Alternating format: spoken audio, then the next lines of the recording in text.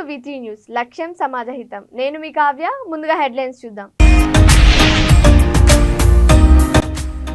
Telangana RTC employees union లో చలో bus Bhavan. టీఎస్ఆర్టీని ప్రభుత్వంలో విలీనం చేస్తూ అపాయింటెడ్ డేట్ ప్రకటించాలి.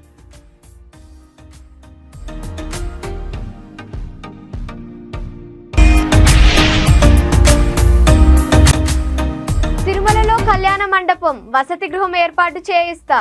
ఉభయ తెలుగు రాష్ట్రాల అభివృద్ధి సాధించేలా కృషి చేస్తా సీఎం రేవంత్ రెడ్డి.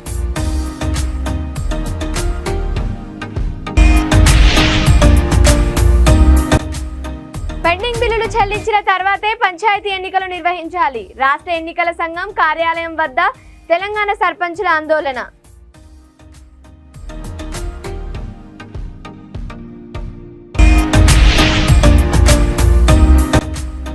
ఇల్లు కూలిపోయి దిక్కులేని స్థితిలో నిరుపేద కుటుంబం. ఆర్థిక సాయం అందజేసి ఆదుకుంటున్న వేములవాడ చారిటబుల్ ట్రస్ట్.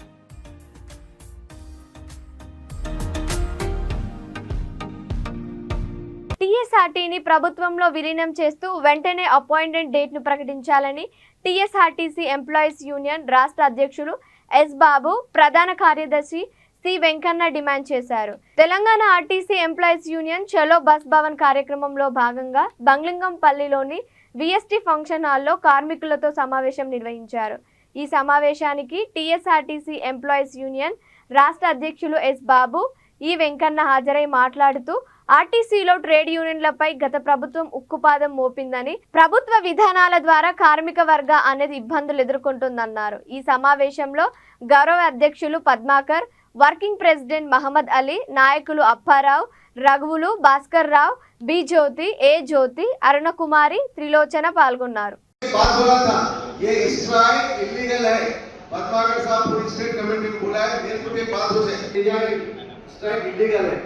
आप लोग स्टेट कमेटी जेल जाने तैयार हो तो ये आप लोग लड़ सकते हो। हम लोग बोले ठीक है साहब लड़ेंगे। टीएमओ के सेक्रेटरी यशोदा रेड्डी साहब एम्प्लॉय यूनियन में ऑफिस में बैठ के कमेटी से लड़ेंगे। उसका नतीजा वो 44% आज तक चला, उसके बाद कोई फेस कर ले हुआ। बोलने का मतलब क्या है, लीडरशिप अगर अच्छी रही तो रिजल्ट अच्छे आते। फालतू यूनियन के पीछे जाएंगे, जिंदगी खराब होगी। अपने वर्कर भाइयों को समझाओ, एम्प्लॉय यूनियन जो काम करती वर्कर्स के लिए करती। और हमारी टीम में सीनियर लीडर प्रसाद रेड्डी साहब, बालाजी साहब, पद्माकर साहब, भास्कर अन्ना ऐसे सीनियर लीडर से न्यू రైటా తెలంగాణ ఆర్టీసీ కార్మికుల సమస్యల మీద ఇవాళ చలో బస్ భవన్ కార్యక్రమంలో ఆర్టీసీ కార్మికులు కథం తొక్కడం అనేది చూశారు. కార్మికుల సమస్యల మీద కార్మికుల స్పందన ఏమిటో ప్రత్యక్షంగా ఇవాళ రుజువైంది. ఆర్టీసీ కార్మికులు వాళ్ళ సమస్యల పరిష్కారం కోసం ఎంతటికైనా తెగిస్తారు, ఎన్ని పోరాటాలైనా చేస్తారు అనేది ఇవాళ రుజువు చేయడం జరిగింది. ఆర్టీసీలో వేతన సవరణ చేశారు, కానీ ఆర్టీసీ ఉద్యోగులకి ఎలవెన్సులు పెంచలేదు. 2013 ఎలవెన్సులే ఆర్టీసీ కార్మికులు తీసుకుంటున్నారు.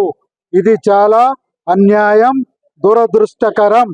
మేము ఎంప్లాయీస్ యూనియన్ గా డిమాండ్ చేస్తున్నాం.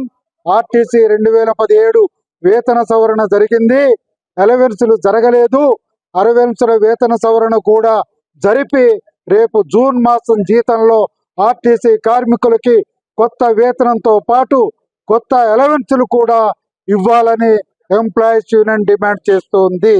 అలాగే వేతన సవరణలో ఎరియర్స్ రిటైర్మెంట్ తర్వాత ఇస్తామని అంటున్నారు. ఇది సమంజసం కాదు, ఇది న్యాచురల్ జస్టిస్ అంతకంటే కాదు. కాబట్టి వేతన సవరణలో ఏవైతే ఎరియర్స్ రావాలో అవన్నీ కూడా ఆర్టీసీ కార్మికులకి వెంటనే చెల్లించాలని డిమాండ్ చేస్తున్నాం. 2013 వేతన సవరణకు సంబంధించిన బాండ్లు ఏవైతే ఉన్నాయో ఆ బకాయిలు ఎండి గారు దాన్ని డ్రైవర్స్ కేటగిరీకి ఇచ్చారు. ఆంగ్లేయుడు పరిపాలించినటువంటి సిద్ధాంతం విభజించి పాలించు, ఇది తప్పు. మీకు చెప్తున్నాం, ఇది తప్పు. కార్మికుల పట్ల వివక్ష చూపకండి. అందరికీ బాండ్ల బకాయిలు వెంటనే చెల్లించాల్సిన అవసరం ఎంతైనా ఉంది అని మేము డిమాండ్ చేస్తున్నాం. కాబట్టి కార్మికుల సమస్యల మీద ఎంప్లాయీస్ యూనియన్ మడమ తిప్పని పోరాటం చేస్తుంది. పోరాటాలు విజయవంతం అవుతాయి. మీరు కార్మికుల్ని నిగ్గదీయాలి, తొక్కాలని చూస్తున్నారు. కాబట్టి మీరు ఎంత ఆంధ్రప్రదేశ్లో ఏర్పడబోయే నూతన ప్రభుత్వ సహకారంతో ఉభయ తెలుగు రాష్ట్రాల అభివృద్ధి సాధించేలా తన వంతు కృషి చేస్తానని తెలంగాణ రాష్ట్ర ముఖ్యమంత్రి రేవంత్ రెడ్డి తెలిపారు. ఈ రోజు ఉదయం తిరుమల శ్రీవారిని రేవంత్ రెడ్డి కుటుంబ సమేతంగా దర్శించి మొక్కులు తీర్చుకున్నారు. వారికి ఆలయ అధికారుల స్వాగతం పలికి దర్శన ఏర్పాట్లు చేశారు. దర్శనానంతరం రంగనాయకుల మండపంలో వేద పండితులు ఆశీర్వచనం పలుకి అధికారులు తీర్థప్రసాదాలు అందజేసి శేషవసంతును సత్కరించారు. శ్రీవారి జ్ఞాపికను అందజేశారు. రేవంత్ రెడ్డి మీడియాతో మాట్లాడుతూ త్వరలో ఆంధ్రప్రదేశ్లో ఏర్పాటు చేయబోయే నూతన ప్రభుత్వ సహకారంతో ఉభయ రాష్ట్రాల్లో సమస్యల పరిష్కారానికి ముఖ్యమంత్రితో చర్చిస్తానన్నారు. తిరుమలలో తెలంగాణ రాష్ట్ర ప్రభుత్వం తరపున కళ్యాణ మండపం, వసతి గృహం ఏర్పాటుకు నూతన ప్రభుత్వ సహకారం తీసుకుంటున్నామన్నారు.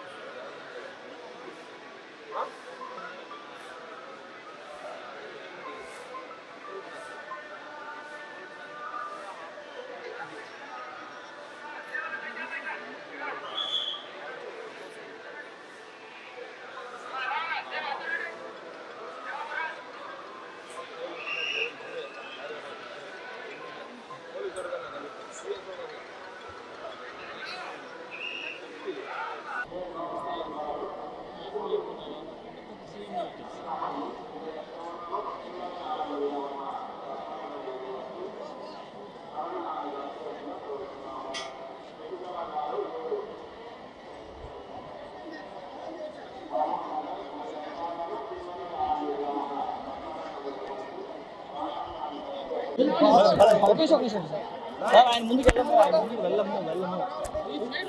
సార్ ఆయన ముందుకు వెళ్ళము, ఆయన పైకి పోయేది ఉండదు. కొంచెం ముందుకు వెళ్ళం సార్, వెళ్ళకు గ్యాప్ ఇవ్వండి సార్, గ్యాప్ ఇస్తే చాలు.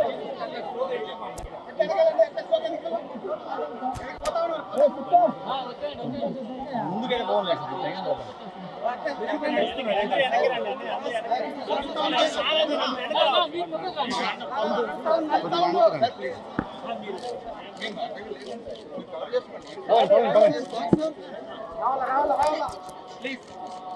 ప్లీజ్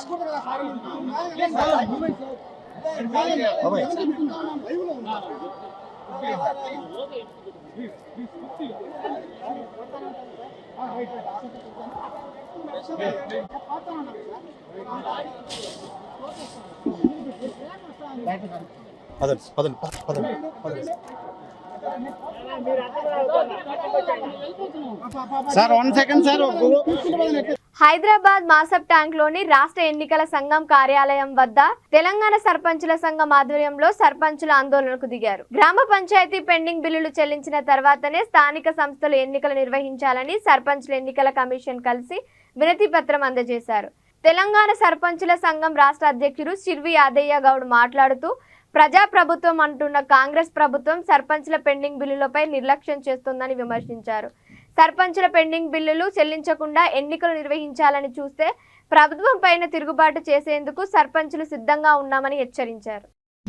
ప్రభుత్వం ఉండి వైఖరి సర్పంచుల పెండింగ్ బిల్లులను బిల్లులు ఇచ్చిన తర్వాతనే ఎన్నికలు నిర్వహించాలి. పెండింగ్ బిల్లులు ఇచ్చినాకనే ఎన్నికలు. సర్పంచుల ఐక్యత, సర్పంచుల పెండింగ్ బిల్లులు, సర్పంచుల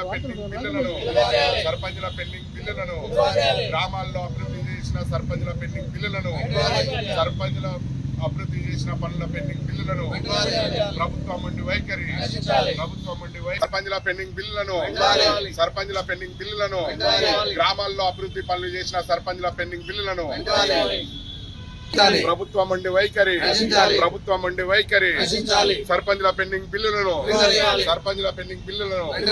తెలంగాణ రాష్ట్రం ఏర్పడ్డాక గత ప్రభుత్వంలో కేసీఆర్ గారు గ్రామాలలో అభివృద్ధి పనుల్లో ఎట్లా ఉన్నాయంటే ఎక్కడ భారతదేశంలోనే గుర్తించే విధంగా సర్పంచ్లను గ్రామ పంచాయతీలో అభివృద్ధి పనులు చేయించిన కేసీఆర్ గారు ఆయన హయాంలో మేము చేసిన సర్పంచులుగా మేము గొప్పగా ఫీల్ అవుతున్నాం. ఎందుకంటే గ్రామాలలో డంపింగ్ యార్డు, శ్మశాన వాటిక, వైకుంఠ ద్వామ, రైతు వేదిక, క్రీడా ప్రాంగణము, అదేవిధంగా గ్రామ పంచాయతీ భవనాలు, సీసీ రోడ్లు, అండర్ గ్రౌండ్ డ్రైనేజీలు, వీధి లైట్లు, ఎక్కడ చూసినా ఏడ చూసినా అభివృద్ధి అనేది గ్రామాలలో దూసుకుపోయింది. మేము సర్పంచులం పోటీపడి గ్రామాల్లో సర్పంచులకు అవార్డు రావాలని పోటీపడి సొంత పైసలు కూడా పెట్టుకొని అభివృద్ధి పనులు చేసి మేము దేశంలో గర్వపడే విధంగా, తెలంగాణ రాష్ట్రం గర్వపడే విధంగా సర్పంచ్ అభివృద్ధి పనులు చేసినాం. కానీ కరోనా టైం 2 సంవత్సరాల నుంచి స్టేట్ ఫైనాన్స్ కొంచెం సంబంధించినది ఇవ్వకుండా, అదేవిధంగా కేంద్ర ఫైనాన్స్ కూడా దాదాపు 15th ఫైనాన్స్ నుంచి కూడా దాదాపు 5-6 నెలలు బాకీ ఉన్నాయి. అవి ఇప్పటికి కూడా ఇవ్వలేదు. అట్లా చూసుకుంటూ పోతే మేము తెలంగాణ రాష్ట్రంలో అభివృద్ధి వైపు పోటీపడి చేసినాం. కానీ అట్లనే పోటీపడి కూడా డబ్బులు ఖర్చులు పెట్టి అభివృద్ధి పనులు చేసినాం. ఆ చేసిన పనుల బిల్లు దాదాపు ఇప్పటికి 4 ఏళ్లు సర్పంచుల కాల పరిమితి అయిపోయి 4 నెలలు అవుతుంది. రాజన్న సిరిసిల్ల జిల్లా వేములవాడ నియోజకవర్గం బొల్లారం గ్రామంలో నిరుపేద కుటుంబానికి చెందిన ఈసంపల్లి పద్మ కష్టపడి సంపాదించుకున్న డబ్బులతో రేకులతో షెడ్ నిర్మించుకున్నారు. వారం క్రితం గాలివానకు రేకులు గోడ కూలిపోవడంతో దిక్కులేని పరిస్థితుల్లో తోబుట్టువులా భావించి తమకు తోచిన సాయం చేయండి అని వేములవాడ చారిటబుల్ ట్రస్ట్ను కోరింది. Vemulawada charitable trust social media గ్రూపులలో పోస్టు చేయగా 12 మంది దాతలు స్పందించి 6,946 రూపాయలు అందించడంతో ట్రస్ట్ నుండి మరికొంత కలిపి ఈసంపల్లి పద్మకు 10,000 రూపాయల చెక్కు అందజేశారు. ఎవరైనా ఆర్థిక సాయం అందించే దాతలు ఉంటే ట్రస్ట్ నెంబర్ 8985588060కు అందించాలని తెలియజేశారు.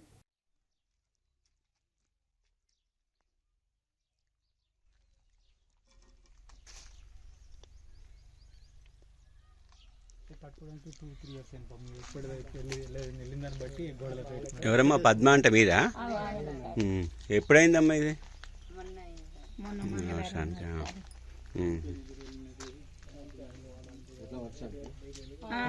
గాలివారం బాగా వచ్చి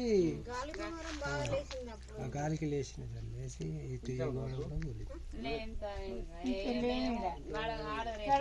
గాలి బాగా వస్తుంది, ఇక పిల్లలు ఆడ ఆడుకుంటే చేరితే ఆడ కూర్చున్నాం.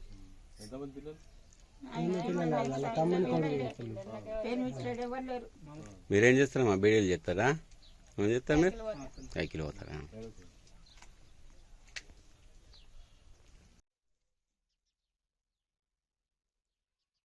పాపం దారుణం కదా ఉన్న పరిస్థితి.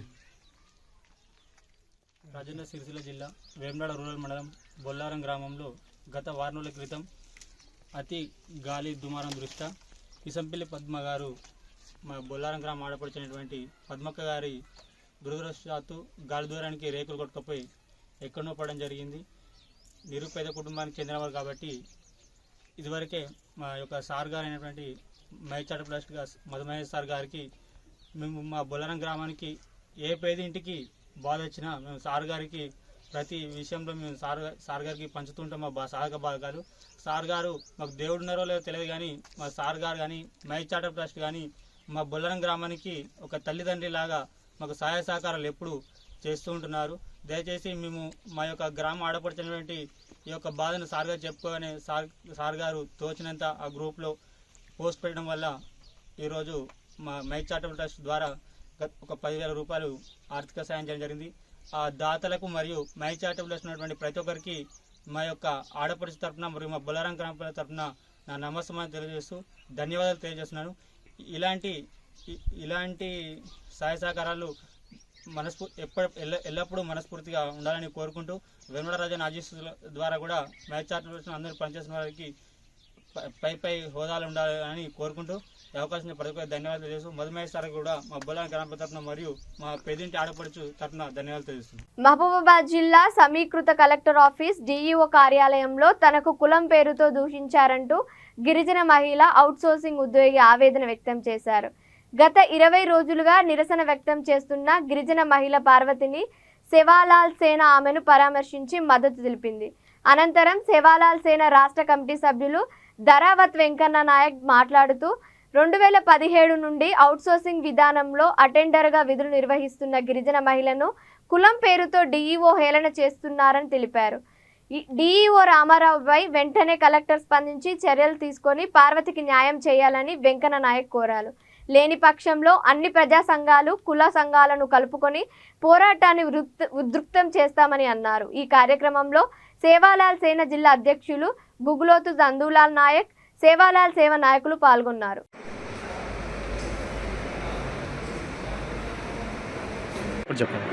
నా పేరు ధరంశెట్టి పార్వతి సార్. నేను 2017 నుండి అవుట్సోర్సింగ్ అటెండర్గా చేస్తున్నాను సార్, విద్యాశాఖ కార్యాలయంలో. నేను గతంలో ఎప్పుడు కూడా ఇలాంటి ప్రాబ్లం లేదు sir. Last year DO Ramarao అని డిఓ సార్ వచ్చారు సార్. కలెక్షన్ రోజు నుండి ప్రాబ్లం చేస్తున్నారు సార్. కులం పేరుకొని మహిళలను చూడకుండా అవుట్సోర్సింగ్ పెట్టేయాలి, నానా రకాలుగా మానసికంగా వేధించారు సార్ కొన్ని నెలలు. ఆ వేధింపులు తట్టుకోలేక ఒకరోజు ఇంటికి వెళ్ళిపోయినా కూడా ఆలాపేలా లేకుండా ఉద్యోగాలు చేయించడమే కాకుండా ఇంటికి వెళ్ళిపోయిన వాళ్ళు 7:30 సమయంలో ఫోన్ చేసి వారిని సూపరింటెండెంట్ గారు ఫోన్ చేయించి వారిని పిలిపించి ఆఫీస్ పిలిపించి మళ్ళీ ఏడీ గారు డిఓ గారు ఆఫీస్ నుంచి చివరిలో అందరూ ఎవరు లేని సమయంలో పిలిపించినతో ఎలా పడితే అలా నోటి మాటలు మహిళలను చూడకుండా మానసికంగా చాలా వేధింపులకు గురి చేశారు. గురి చేస్తూ నేను వెళ్తున్న క్రమంలో నన్ను వెళ్ళనీయకుండా ఆపి నన్ను ఏదో చేయబోతుంటుంది. ఆ రోజు నేను 100కు డయల్ చేసి పోలీసు వాళ్ళని ఆశ్రయించి ఆ రోజు ఇంటికి వెళ్ళడం జరిగింది sir. Next day morning DSP గారు కంప్లైంట్ చేశాను, ఇలా చేస్తున్నారు, నాకు ఇలా 2 నెలలు అవుతుంది, ఇదే రిపీట్ అవుతూ ఉంది, ఇలానే హరాజ్ చేస్తున్నాం, మాట్లాడడం లేదు, ఫోకస్ నోటీస్ చేయడం, జీతం కట్ చేయడం, నోటి మాట కులం పేరుతో ఎలా పడితే నానా రకాలుగా ఇలా మహిళలను చూడకుండా ఎలా పిల్లలు చేపిస్తూ ఆఫ్టర్ అవుట్సోర్సింగ్ అటెండర్ని అది ఇది అని చెప్పేసి కలెక్టర్ నేను తీసేయమన్నారని గతంలో సార్ కలెక్టర్ గారు ఉంటే తన పేరు చెప్పుకొని తన అందరితో ఎలా పడితే అలా మాట్లాడడం జరిగింది సార్. అప్పుడు కూడా అంత ఇబ్బందులు పెడుతుంటే కూడా నేను చెప్తున్నారు కంప్లైంట్ చేయడం జరిగింది.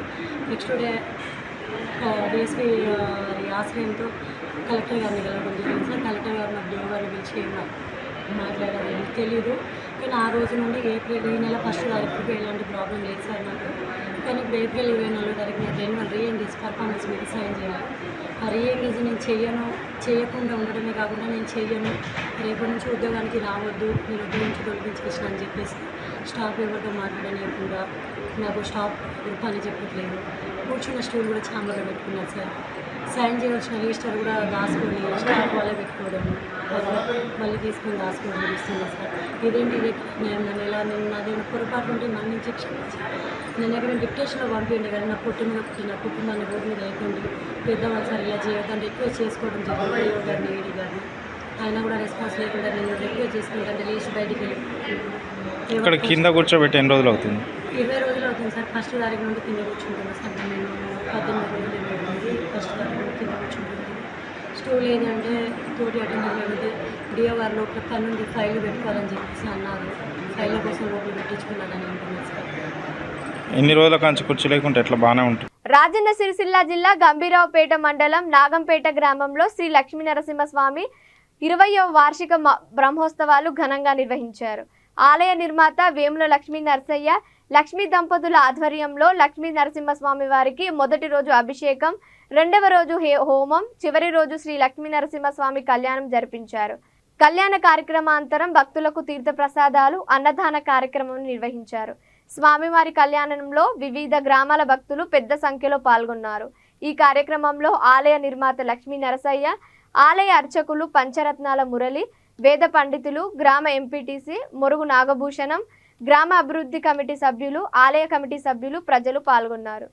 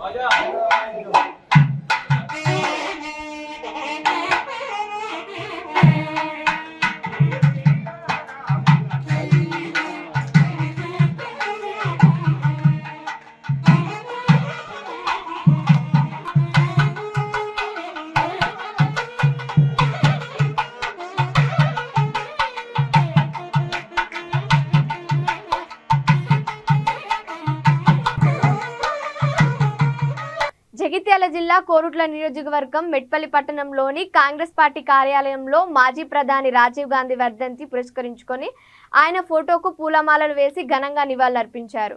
మెట్పల్లి పట్టణ అధ్యక్షులు జట్టిలింగం మాట్లాడుతూ రాజీవ్ గాంధీ దేశ ప్రధానిగా పేద ప్రజలకు ఎన్నో సంక్షేమ పథకాలు ప్రవేశపెట్టి పేదల పెన్నిధిగా పేరుగాంచారని జట్టిలింగం అన్నారు. ఈ కార్యక్రమంలో కాంగ్రెస్ పార్టీ మండల అధ్యక్షులు తిప్పిరెడ్డి అంజిరెడ్డి, పట్టణ యూత్ అధ్యక్షులు జట్టి లక్ష్మణ్, కాంగ్రెస్ పార్టీ కార్యకర్తలు పాల్గొన్నారు.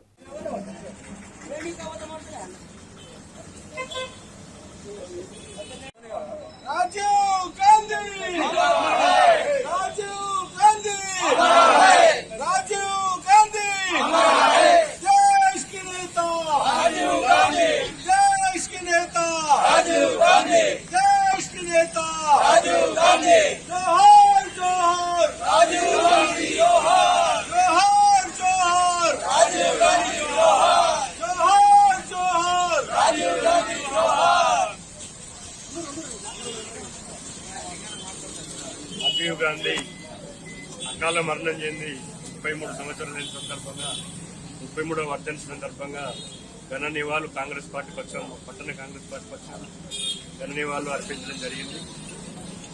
భారతదేశం ఒక శాస్త్ర సాంకేతిక విజ్ఞానాన్ని ఒక విప్లవంగా తీసుకొచ్చి మన భారతదేశానికి వన్నె తెచ్చినటువంటి మన రాజీవ్ గాంధీ అకాల మరణం నిజంగా దేశానికి చాలా లోటని మేము అనుకుంటున్నాం.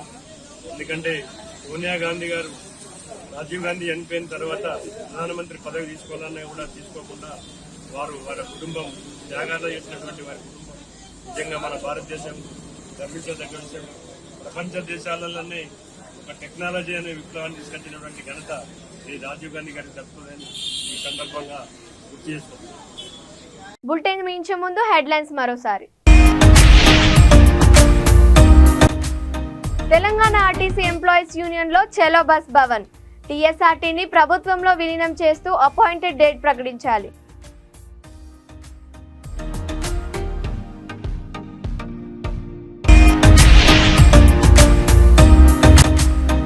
తిరుమలలో కళ్యాణ మండపం, వసతి గృహం ఏర్పాటు చేయిస్తా.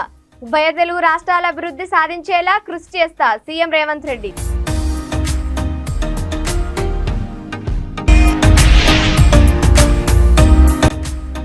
పెండింగ్ బిల్లులు చెల్లించిన తర్వాతే పంచాయతీ ఎన్నికలు నిర్వహించాలి. రాష్ట్ర ఎన్నికల సంఘం కార్యాలయం వద్ద తెలంగాణ సర్పంచుల ఆందోళన.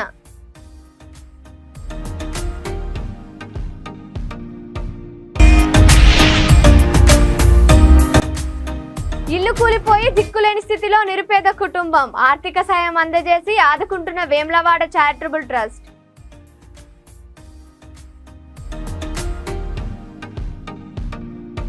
ఇవి ఇప్పటివరకు ఉన్న అప్డేట్స్. మరిన్ని అప్డేట్స్ కోసం చూస్తూనే ఉండండి V3 న్యూస్. లక్ష్యం సమాధి.